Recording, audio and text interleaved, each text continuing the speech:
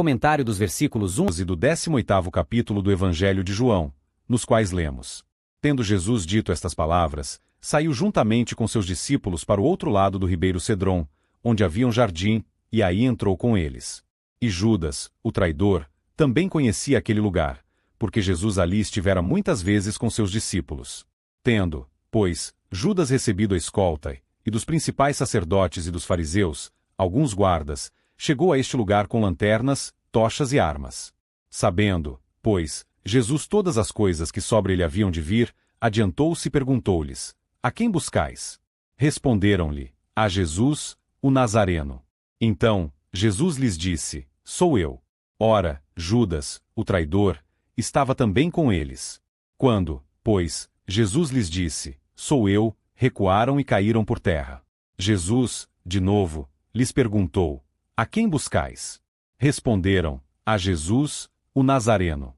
Então, lhes disse Jesus: Já vos declarei que sou eu. Se é a mim, pois, que buscais, deixai ir estes. Para se cumprir a palavra que dissera: Não perdi nenhum dos que me deste. Então, Simão Pedro puxou da espada que trazia e feriu o servo do sumo sacerdote, cortando-lhe a orelha direita. E o nome do servo era Malco. Mas Jesus disse a Pedro: Mete espada na bainha. Não beberei, porventura, o cálice que o Pai me deu? Assim, a escolta, o comandante e os guardas dos judeus prenderam Jesus, manietaram-no. Chegou a hora em que o capitão de nossa salvação, que deveria ser aperfeiçoado pelos sofrimentos, deveria enfrentar o inimigo. Temos aqui sua entrada no encontro. O dia da recompensa está em seu coração, e o ano de seus redimidos é chegado, e seu próprio braço opera a salvação, pois ele não tem segundo. Vamos nos desviar agora e ver esta grande visão. Nosso Senhor Jesus, como um campeão ousado, entra em campo primeiro, versos 1 e 2 depois de falar essas palavras, pregar o sermão, fazer sua oração e assim terminar seu testemunho, ele não perderia tempo, mas saiu imediatamente de casa, fora da cidade, ao luar, pois a Páscoa foi celebrada na lua cheia, com seus discípulos, os 11, pois Judas estava empregado de outra forma. E ele atravessou o riacho Cédron, que corre entre Jerusalém e o Monte das Oliveiras, onde havia um jardim, não dele, mas de algum amigo, que lhe permitiu a liberdade dele. Observe que nosso Senhor Jesus entrou em seus sofrimentos quando ele disse essas palavras, como Mateus 21, quando ele terminou todas essas palavras. Aqui está sugerido que nosso Senhor Jesus levou seu trabalho diante dele. O ofício do sacerdote era ensinar, orar e oferecer sacrifício. Cristo, depois de ensinar e orar, aplica-se a fazer expiação. Cristo havia dito tudo o que tinha a dizer como profeta, e agora ele se dirige ao cumprimento de seu ofício como sacerdote, para fazer de sua alma uma oferta pelo pecado. E, quando ele passou por isso, ele assumiu seu cargo real. Que, tendo por seu sermão preparado seus discípulos para esta hora de provação, e por sua oração se preparado para ela, ele corajosamente saiu para enfrentá-la. Depois de vestir a armadura, ele entrou nas fileiras, e não antes disso. Que aqueles que sofrem de acordo com a vontade de Deus, por uma boa causa, com uma boa consciência e tendo um chamado claro para isso, se consolem com isso, que Cristo não envolverá aqueles que são seus em qualquer conflito, sem que ele primeiro faça por eles o que é necessário para prepará-los para isso. E se recebermos as instruções e confortos de Cristo e estivermos interessados em sua intercessão, podemos, com uma resolução inabalável, nos aventurar pelas maiores dificuldades no caminho do dever. Que ele saiu com seus discípulos. Judas sabia em que casa ele estava na cidade, e ele poderia ter ficado e enfrentado seus sofrimentos lá. Mas ele faria como costumava fazer, e não alteraria seu método, seja para encontrar a cruz ou perdê-la, quando sua hora chegasse. Era seu costume, quando estava em Jerusalém, depois de passar o dia no trabalho público, retirar-se à noite para o Monte das Oliveiras. Ali ficavam seus aposentos, na periferia da cidade, pois não davam lugar para ele nos palácios, no coração da cidade. Sendo este seu costume, ele não poderia ser desviado de seu método pela previsão de seus sofrimentos, mas, como Daniel, fez então exatamente como fez anteriormente, Daniel 10. Ele não estava disposto a que houvesse um alvoroço entre o povo como eram seus inimigos, pois não era sua maneira de lutar ou clamar. Se ele tivesse sido capturado na cidade, e um tumulto causado por isso, o mal poderia ter sido feito e muito sangue derramado e, portanto, ele se retirou. Observe que, quando nos encontramos envolvidos em problemas, devemos ter medo de envolver outras pessoas conosco. Não é uma desgraça para os seguidores de Cristo cair mansamente. Aqueles que almejam a honra dos homens se valorizam com a resolução de vender suas vidas o mais caro que puderem. Mas aqueles que sabem que seu sangue é precioso para Cristo, e que nenhuma gota dele será derramada a não ser por uma consideração valiosa, não precisam se firmar nesses termos. Ele nos daria um exemplo no início de sua paixão, como no final dela, de afastamento do mundo. Saiamos a ele, fora do arraial, levando seu opróbrio. HB 11 devemos deixar de lado e deixar para trás as multidões, os cuidados e os confortos das cidades, até mesmo das cidades santas, se quisermos alegremente tomar nossa cruz e guardar nossa comunhão com Deus nela. Que ele atravessou o riacho Cédron. Ele deve passar por isso para ir ao Monte das Oliveiras, mas o aviso feito sugere que havia algo significativo nele, e aponta. Na profecia de Davi sobre o Messias, que ele deve beber do riacho no caminho, o riacho do sofrimento no caminho para sua glória e nossa salvação, significado pelo riacho Cédron, o riacho negro, assim chamado pela escuridão do vale por onde corria ou pela cor da água, manchada com a sujeira da cidade. Tal riacho do qual Cristo bebeu, quando estava no caminho de nossa redenção e, portanto, ele levantará a cabeça, dele e nossa, no padrão de Davi, como um tipo do Messias. Em sua fuga de Absalão, nota-se em particular sua passagem pelo riacho Cédron, e subindo pela subida do Monte das Oliveiras, chorando, e todos os que estavam com ele em lágrimas também. O filho de Davi, sendo expulso pelos judeus rebeldes, que não queriam que ele reinasse sobre eles, e Judas, como Aitofel, estando na conspiração contra ele, atravessou o riacho em mesquinhez e humilhação, acompanhado por uma companhia de verdadeiros enlutados. Os piedosos reis de Judá queimaram e destruíram os ídolos que encontraram no riacho Cédron. Nesse riacho foram lançadas as coisas abomináveis. Cristo, sendo agora feito pecado por nós, para que pudesse aboli-lo e removê-lo, começou sua paixão no mesmo riacho. O Monte das Oliveiras, onde Cristo começou seus sofrimentos, ficava no lado leste de Jerusalém. O Monte Calvário, onde terminava, a oeste, pois neles ele estava de olho nos que deveriam vir do leste e do oeste. Que ele entrou em um jardim.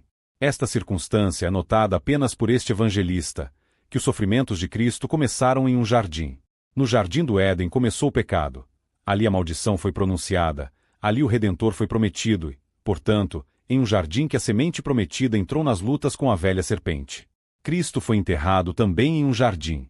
Vamos, quando caminharmos em nossos jardins, aproveitar a ocasião para meditar sobre os sofrimentos de Cristo em um jardim, ao qual devemos todo o prazer que temos em nossos jardins, pois por ele a maldição sobre o solo por causa do homem foi removida.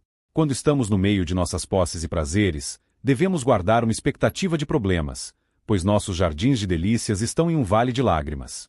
Que ele tinha seus discípulos com ele, porque costumava levá-los consigo quando se retirava para orar. Eles devem ser testemunhas de seus sofrimentos e de sua paciência sob eles, para que possam com mais segurança e afeto pregá-los ao mundo, Lucas 24 verso 48, e estar preparados para sofrer.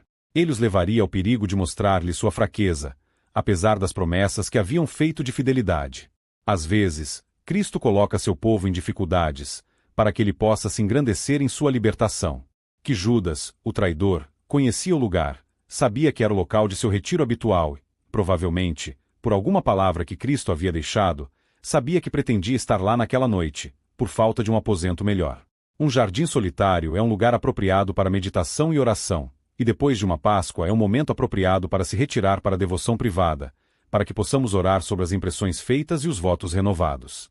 Menção é feita de Judas conhecendo o lugar. Para agravar o pecado de Judas, que ele trairia seu mestre, apesar do conhecimento íntimo que ele tinha com ele. Além disso, e que ele faria uso de sua familiaridade com Cristo, dando-lhe uma oportunidade de traí-lo, uma mente generosa teria desprezado fazer algo tão vil. Assim tem sido a santa religião de Cristo ferida na casa de seus amigos, como não poderia ter sido ferida em nenhum outro lugar. Muitos apóstatas não poderiam ter sido tão profanos, se não fossem professantes, não poderia ter ridicularizado as Escrituras e as ordenanças, se não as conhecessem. Para magnificar o amor de Cristo, que, embora soubesse onde o traidor iria procurá-lo, lá ele foi para ser encontrado por ele, agora que sabia que sua hora havia chegado. Assim, ele se mostrou disposto a sofrer e morrer por nós. O que ele fez não foi por constrangimento, mas por consentimento, embora como homem ele dissesse, passe este cálice, como mediador ele disse, eis que venho com boa vontade. Era tarde da noite, podemos supor 8 ou 9 horas, quando Cristo saiu para o jardim, pois não era só sua comida e bebida, mas seu descanso e sono, para fazer a vontade daquele que o enviou. Quando os outros iam para a cama, Ele ia orar, ia sofrer. Tendo o capitão de nossa salvação entrado em campo, o inimigo logo chega ao local e o ataca. Judas com seus homens chega lá, comissionado pelos principais sacerdotes, especialmente aqueles entre eles que eram fariseus, que eram os mais ferrenhos inimigos de Cristo. Este evangelista passa por cima da agonia de Cristo, porque os outros três a haviam relatado completamente, e logo apresenta Judas e sua companhia que vieram prendê-lo. Observe. As pessoas empregadas nesta ação, um bando de homens e oficiais dos principais sacerdotes, com Judas. Aqui está uma multidão engajada contra Cristo. Um bando de homens, seira, coors, um regimento, um bando romano, que alguns pensam ser 500 homens, outros 1000. Os amigos de Cristo eram poucos, seus inimigos muitos. Não vamos, portanto, seguir uma multidão para fazer o mal, nem temer uma multidão que planeja o mal para nós, se Deus é por nós. Aqui está uma multidão mista. O bando de homens eram gentios, soldados romanos, um destacamento dos guardas que estavam postados na torre de Antônia, para ser um freio na cidade, os oficiais dos principais sacerdotes e peretas. Seus empregados domésticos ou oficiais de seus tribunais eram judeus. Estes tinham inimizade entre si, mas se uniram contra Cristo, que veio reconciliar ambos com Deus em um só corpo. É uma multidão comissionada, não um tumulto popular. Não, eles receberam ordens dos principais sacerdotes, cuja sugestão ao governador de que este Jesus era um homem perigoso, é provável que eles também tivessem um mandado dele para prendê-lo, pois temiam o povo. Veja que inimigos Cristo e seu evangelho tiveram, e provavelmente terão, numerosos e poderosos, e portanto, formidáveis, poderes eclesiásticos e civis combinados contra eles. Cristo disse que seria assim, e assim o achou. Tudo sob a direção de Judas.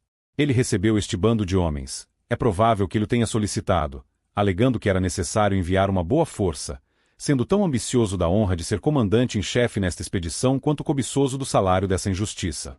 Ele se considerou maravilhosamente preferido de vir na retaguarda dos desprezíveis 12 para ser colocado à frente dessas formidáveis centenas.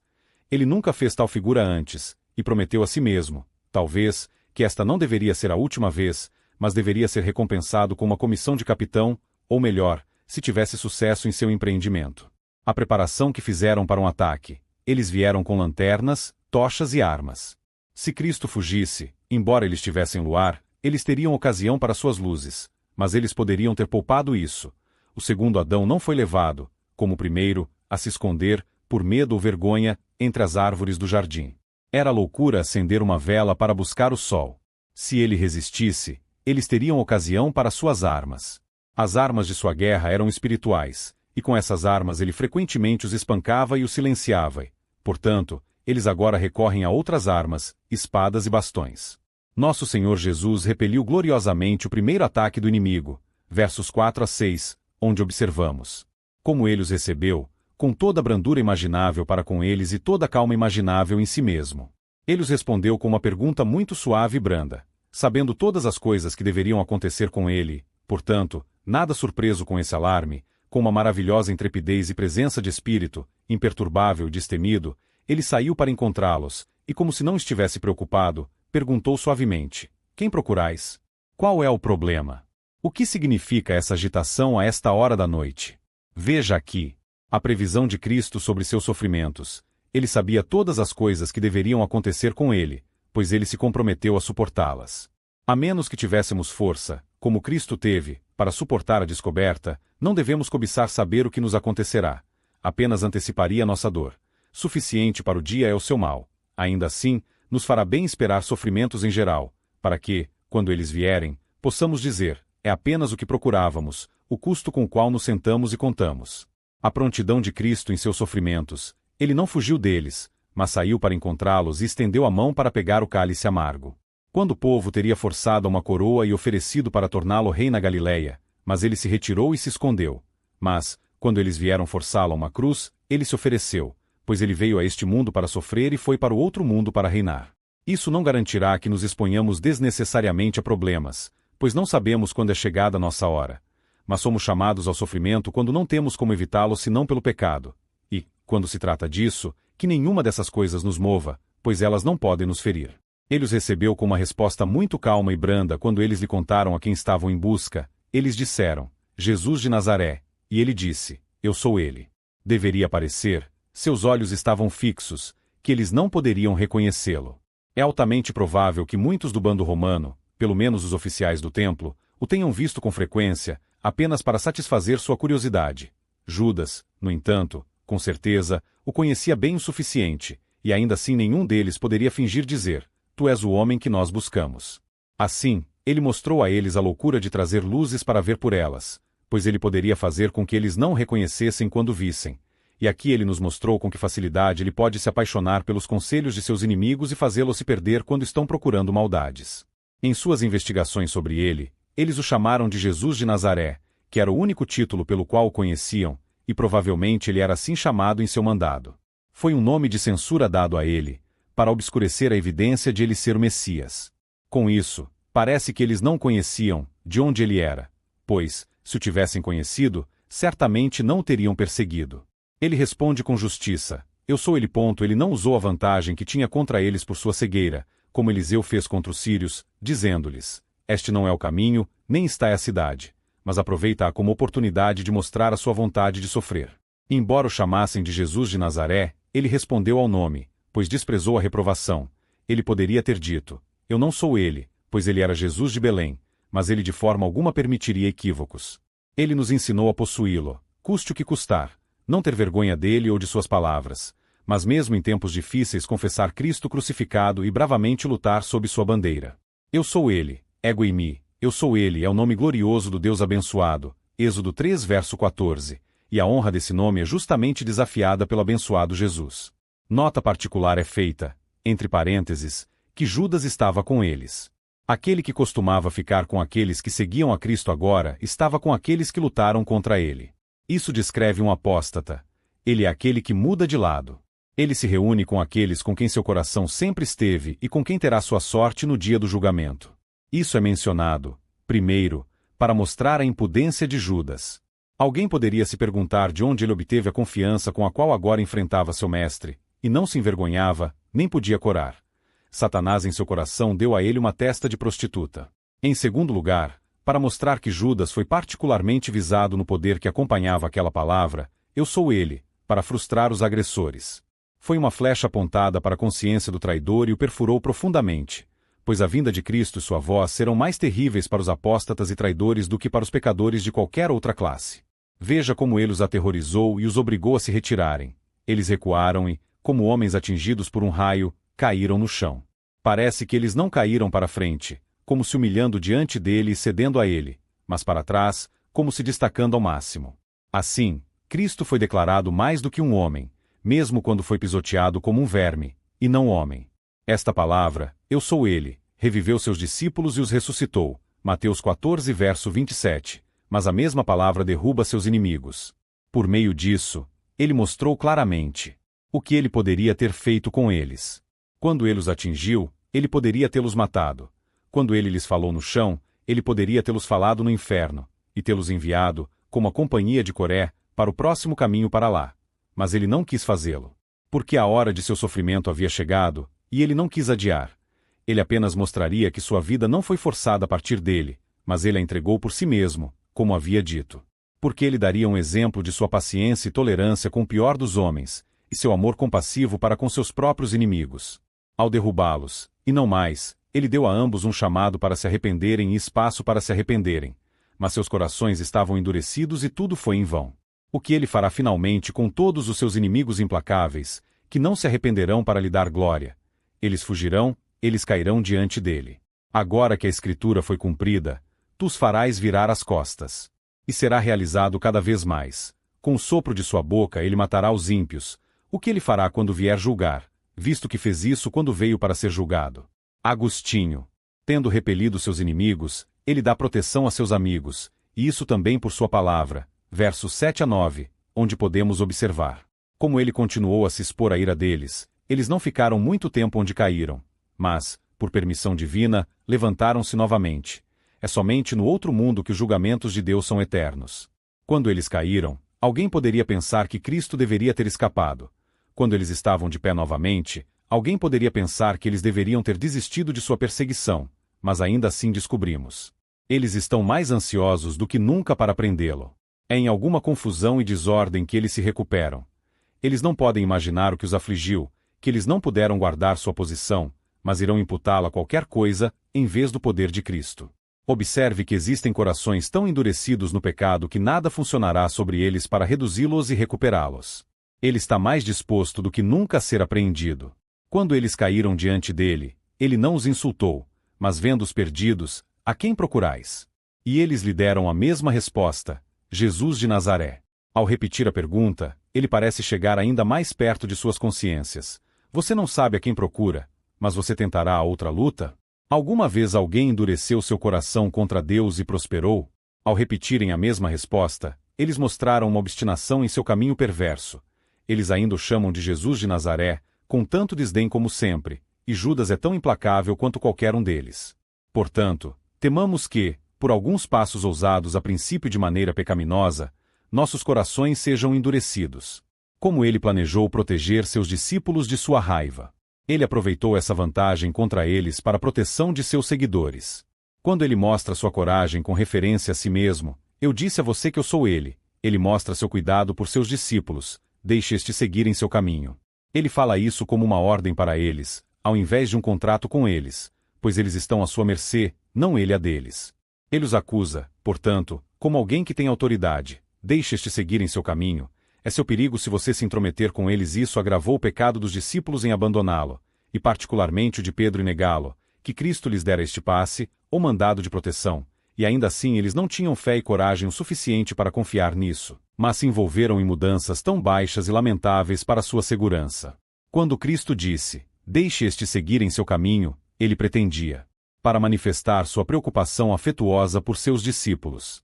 Quando ele se expôs, ele os desculpou, porque ainda não estavam aptos a sofrer. Sua fé era fraca e seus espíritos eram baixos, e teria sido tanto quanto suas almas, e as vidas de suas almas, valiam, para trazê-los aos sofrimentos agora. Vinho novo não deve ser colocado em odres velhos.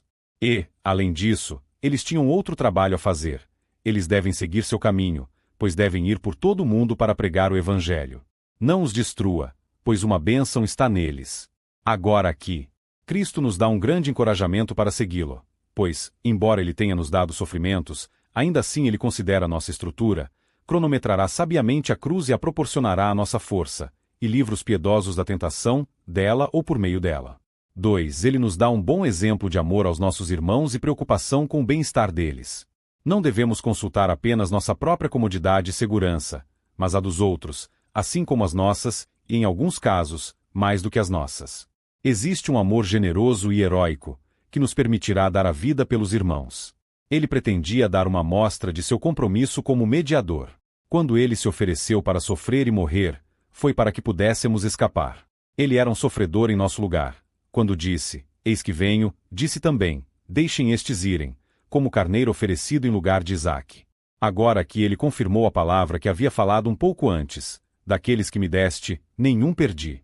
Cristo, ao cumprir essa palavra neste particular, deu uma garantia de que deveria ser cumprido em toda a extensão dela, não apenas para aqueles que agora estavam com ele, mas para todos os que deveriam crer nele por meio de sua palavra.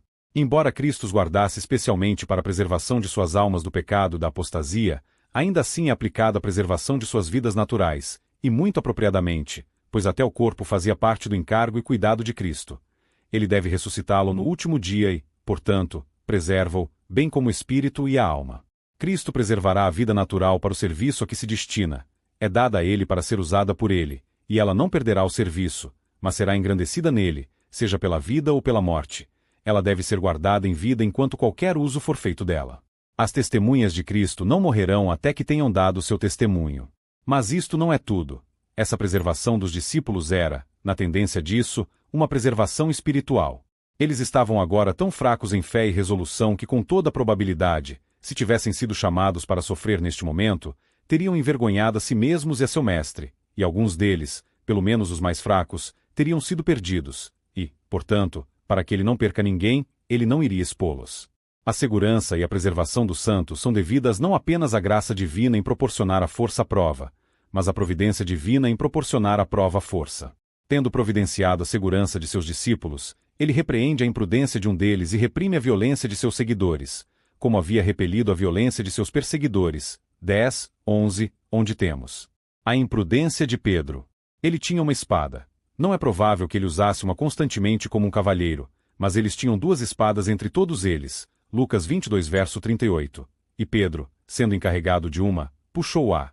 Por agora, se alguma vez, ele pensou que era sua hora de usá-la. E ele feriu um dos servos do sumo sacerdote, que provavelmente era um dos mais avançados, e com o objetivo, é provável, de cortar sua cabeça, errou o golpe e apenas cortou a orelha direita. O nome do criado, para maior certeza da narrativa, está registrado. Era Malco. Devemos aqui reconhecer a boa vontade de Pedro. Ele tinha um zelo honesto por seu mestre, embora agora equivocado. Ele havia recentemente prometido arriscar sua vida por ele e agora tornaria boas suas palavras. Provavelmente Pedro exasperou ao ver Judas à frente dessa gangue. Sua baixeza excitou a ousadia de Pedro, e me pergunto se quando ele desembainhou a espada não mirou na cabeça do traidor. No entanto, devemos reconhecer a má conduta de Pedro, e, embora sua boa intenção o desculpasse, ainda assim não o justificaria. Ele não tinha autorização de seu mestre para o que fez. Os soldados de Cristo devem esperar a palavra de comando e não fugir dela. Antes de se exporem aos sofrimentos, eles devem cuidar disso, não apenas para que sua causa seja boa, mas que seu chamado seja claro. Ele transgrediu o dever de seu lugar e resistiu aos poderes que existiam, os quais Cristo nunca havia tolerado, mas proibido, Mateus 5 verso 39, que você não resista ao mal. Ele se opôs aos sofrimentos de seu mestre, e apesar da repreensão que ele teve por isso uma vez, está pronto para repetir: Mestre, poupe-se. O sofrimento esteja longe de ti, embora Cristo tivesse dito a ele que ele deveria e iria sofrer, e que sua hora havia chegado. Assim, enquanto parecia lutar por Cristo, lutou contra ele. Ele quebrou a capitulação que seu mestre havia feito recentemente com o inimigo. Quando ele disse: deixe estes seguirem seu caminho, ele não apenas recuou pela segurança deles, mas na verdade passou sua palavra pelo bom comportamento deles, de que eles deveriam partir pacificamente. Isso Pedro ouviu, mas não quis ser preso por isso. Assim como podemos ser culpados de uma covardia pecaminosa quando somos chamados a comparecer, também podemos ser de uma atitude pecaminosa quando somos chamados a nos retirar. Ele tolamente expôs a si mesmo e seus condiscípulos à fúria dessa multidão enfurecida. Se ele tivesse cortado a cabeça de Malco quando ele cortou sua orelha, podemos supor que os soldados teriam caído sobre todos os discípulos, e os teriam cortado em pedaços, e teriam representado Cristo como não melhor do que Barrabás. Assim, muitos têm sido culpados de autodestruição, em seu zelo pela autopreservação. Pedro acovardou-se tão logo depois disso, negando seu mestre, que temos motivos para pensar que ele não teria feito isso, mas que viu seu mestre fazê-los cair no chão, e então ele poderia lidar com eles. Mas, quando ele o viu render-se, não obstante, sua coragem o abandonou, considerando que o verdadeiro herói cristão aparecerá na causa de Cristo, não apenas quando estiver prevalecendo, mas quando parecer estar declinando, estará no lado direito, embora não seja o lado ascendente. Devemos reconhecer a providência dominante de Deus ao dirigir o golpe, para que não fizesse mais execução, mas apenas cortasse sua orelha, o que marcava mais do que mutilava, como também dar a Cristo uma oportunidade para manifestar seu poder e bondade em curar a ferida. Assim, o que estava em perigo de se voltar para a reprovação de Cristo provou ser uma ocasião daquilo que redundou muito em sua honra, mesmo entre seus adversários. A repreensão que seu mestre lhe deu, 11 põe a tua espada na bainha, é uma repreensão gentil, porque foi seu zelo que o levou além dos limites da discrição. Cristo não agravou o assunto, apenas ordenou que ele não o fizesse mais. Muitos pensam que estar em luto e angústia os desculpará se forem quentes e apressados com os que o cercam, mas Cristo aqui nos deu um exemplo de mansidão nos sofrimentos. Pedro deve desembainhar sua espada, pois era a espada do Espírito que deveria ser confiada a ele, armas de guerra não carnais, mas poderosas. Quando Cristo com uma palavra derrubou os agressores, ele mostrou a Pedro como ele deveria estar armado com uma palavra, rápida e poderosa, e mais afiada do que qualquer espada de 2 gumes, e com isso, não muito depois disso, ele colocou Ananias e Safira mortos a seus pés. A razão para esta repreensão: não beberei eu o cálice que meu pai me deu? Mateus relata outra razão que Cristo deu para essa repreensão, mas João preserva isso, que ele havia omitido, em que Cristo nos dá uma prova completa de sua própria submissão à vontade de seu Pai. De tudo que estava errado no que Pedro fez, ele parece se ressentir tanto quanto de ter impedido seus sofrimentos agora que sua hora havia chegado. O que, Pedro, você quer se meter entre o cálice e o lábio? Pegue-o, portanto, Satanás. Se Cristo está determinado a sofrer e morrer, é presunção para Pedro, em palavra ou ação, opor-se a ele. Não devo beber? A maneira de expressão indica uma resolução estabelecida e que ele não pensaria em contrário. Ele estava disposto a beber deste cálice, embora fosse um cálice amargo, uma infusão de absinto e fel, o cálice do tremor, um cálice sangrento, os restos do cálice da ira do Senhor. Ele bebeu para colocar em nossas mãos o cálice da salvação, o cálice da consolação, o cálice da bênção. E, portanto, ele está disposto a beber, porque seu Pai o colocou em suas mãos. Se seu Pai assim o desejar, é para o bem, e assim seja. Um padrão justo para nós de submissão à vontade de Deus em tudo que nos diz respeito. Devemos prometer Cristo no cálice que ele bebeu, e deve argumentar-se em conformidade. É apenas um cálice, uma questão pequena comparativamente, seja o que for. Não é um mar vermelho, um mar morto, pois não é um inferno. É leve, e apenas por um momento. É um cálice que nos é dado. Sofrimentos são presentes. É dado a nós por um pai, que tem a autoridade de um pai, e não nos faz mal, o afeto de um pai, e não quer nos machucar.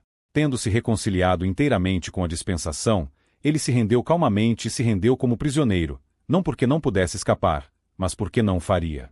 Alguém poderia pensar que a cura da orelha de Malcos deveria tê-los feito ceder, mas nada os venceria. Como eles o prenderam, eles levaram Jesus. Apenas alguns poucos deles puderam colocar as mãos nele, mas isso é cobrado de todos eles, pois todos estavam ajudando e incentivando. Na traição não há cúmplices, todos são diretores. Agora a escritura foi cumprida, touros me cercaram como abelhas. A respiração de nossas narinas é tomada em seu poço. Eles foram tantas vezes frustrados em suas tentativas de agarrá-lo que agora, tendo colocado em suas mãos, podemos supor que eles voaram sobre ele com muito mais violência. Como eles o prenderam, eles o amarraram. Este particular de seus sofrimentos é notado apenas por este evangelista, que, assim que foi levado, foi amarrado, algemado. A tradição diz, eles o amarraram com tanta crueldade que o sangue começou a escorrer nas pontas de seus dedos, e, tendo amarrado suas mãos para trás, eles colocaram uma corrente de ferro em seu pescoço e com isso o arrastaram. Isso mostra o despeito de seus perseguidores. Eles o amarraram, para que pudessem atormentá-lo e fazê-lo sofrer, como amarraram Sansão para afligi-lo, para que o envergonhassem. Os escravos eram presos, assim como Cristo, embora nascido livre. Para que eles pudessem impedir sua fuga, Judas disse a eles para segurá-lo rapidamente. Veja a loucura deles, que eles deveriam pensar em acorrentar aquele poder que justamente agora se provou onipotente. Eles o amarraram como alguém já condenado, pois estavam decididos a processá-lo até a morte, e que ele deveria morrer como um tolo, isto é, como um malfeitor, com as mãos atadas. Cristo amarrou a consciência de seus perseguidores com o poder de sua palavra, que os irritou, e, para se vingar dele, eles colocaram esses laços nele.